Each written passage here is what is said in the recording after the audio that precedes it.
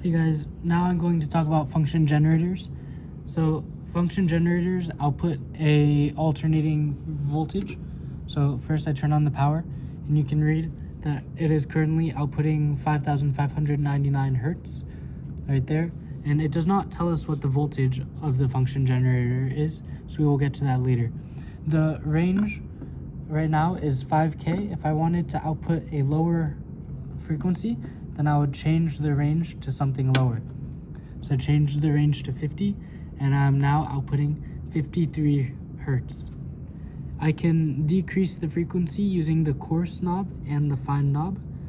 The coarse has a more coarse adjustment, and the fine knob has a finer adjustment. And there's also 3 types of waves that the function generator can output.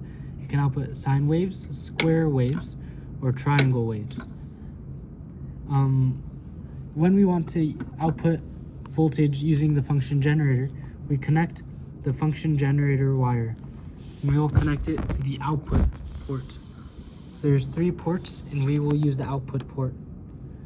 You press the function generator wire into the port and then twist it so that it gets locked in the groove. Now the function generator is outputting an alternating voltage between these 2 ports. If we want to look at this voltage, then we will have to use an oscilloscope. So now I will plug in the oscilloscope. Again, we plug it in and then twist it to lock in the ports. Then I will connect the oscilloscope to the function generator.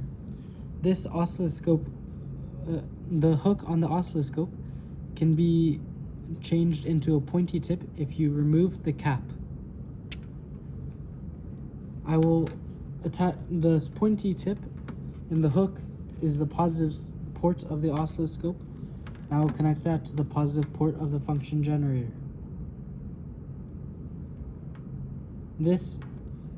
The alligator clip on the oscilloscope and the black end of the function generator wire are the negative ports, and I'll connect those.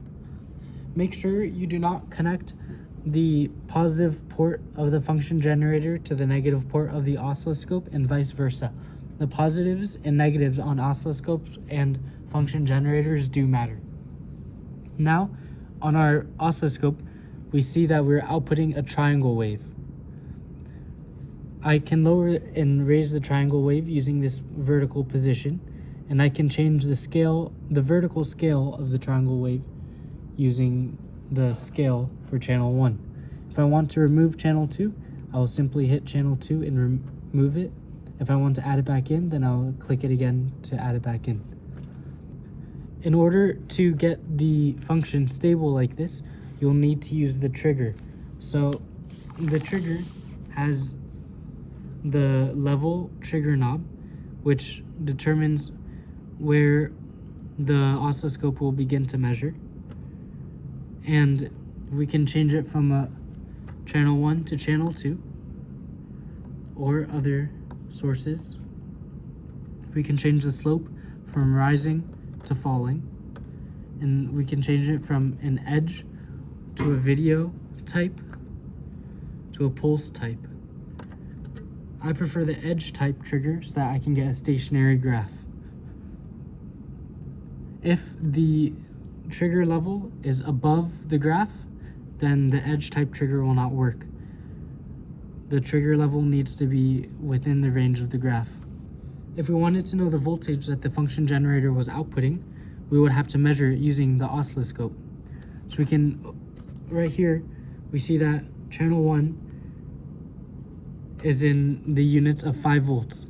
That means every one of these little squares is 5 volts. Because right now the voltage is ranging from here to here, then we know that the range is 10 volts. The other output types from the function generator look different. This is the square wave output, and this is the sine wave output. You can read the frequency of the function from the oscilloscope. Here it says that it is at 28 hertz. If I want to change the voltage of the function, I'll change the output level on the function generator. This can increase and decrease the voltage output by the function generator.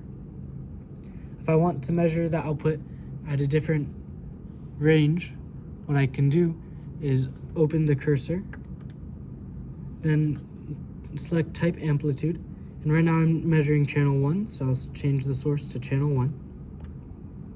And then I can move cursor 1 to the top of the wave, and cursor 2 to the bottom of the wave. And now it tells me that the total voltage between these two lines is 14.8 volts. And it also says that cursor 2 is at negative 7.2 volts and cursor 1 is at 7.6 volts. If I change the frequency on the function generator, then I will have to change the scale on the oscilloscope to read a smaller time. So currently on the oscilloscope, every movement horizontal by 1 square is 10 milliseconds. So this is 10 milliseconds, another 10, another 10.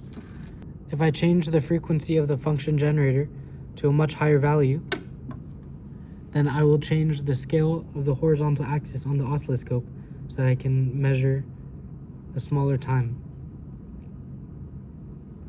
So I've now changed every horizontal square of the oscilloscope to 100 microseconds. So this is 100 microseconds, 200 microseconds, and so on. Now I'm going to go over how to do lab 2.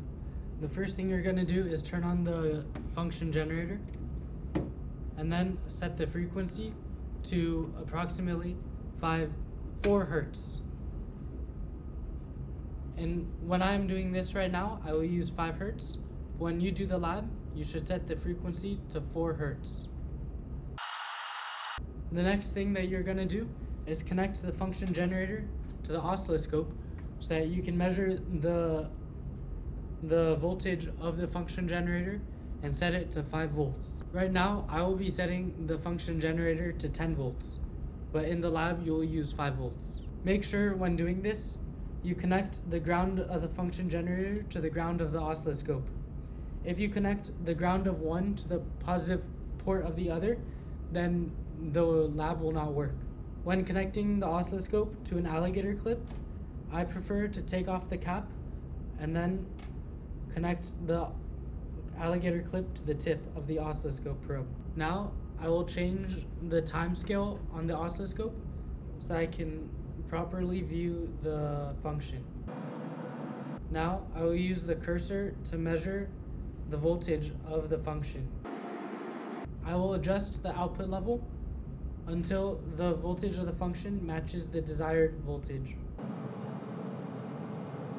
Now that I've attained 10 volts, I'm done with the oscilloscope for now. I put the cap back on the oscilloscope probe so that I do not lose it. Now I set up the first part of the experiment. Without the current sensor or the magnetic field probe attached to the circuit, I zero the sensors by clicking on the top left and then hitting 0 for both sensors. Now I will attach the high current sensor into the circuit. I'll use the magnetic field probe to measure the magnetic field within the flat coil. I'll hit collect and then watch the data.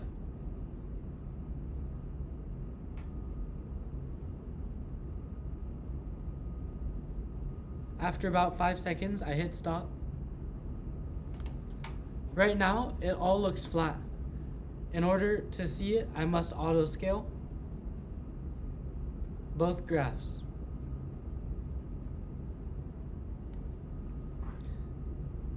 Now that I have the data for both graphs, I can use them for the rest of this section.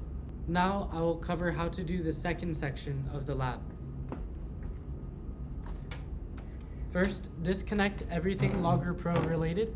We will no longer need those for the rest of the lab. Then, attach the B and C connector to the oscilloscope the same way we do all the other connectors. Turn on the oscilloscope and attach the detector coil to the oscilloscope. Now I'll change the frequency of the function generator to 500 Hertz. Now I will make channel 2 viewable and change the horizontal and vertical scales of my oscilloscope. I will attach the oscilloscope probe to either side of the function generator. Make sure that the positive port of the oscilloscope is attached to the positive port of the function generator, and the negative port of the oscilloscope is on the negative port of the function generator. Now I will adjust the settings of the function generator so that I can see my function more clearly. Now I will hold the head of the pickup coil at the center of the flat field coil. This generates an EMF within the pickup coil, which the oscilloscope picks up. I'll adjust the scale of the oscilloscope until the graph is clearly visible. The way this works is an alternating current is released by the function generator and passed through the flat coil. The alternating current passing through the flat coil generates an alternating magnetic field within the flat coil. The detector coil picks up the alternating magnetic field, and an alternating EMF is induced within the pickup coil. That is everything for this part of the lab.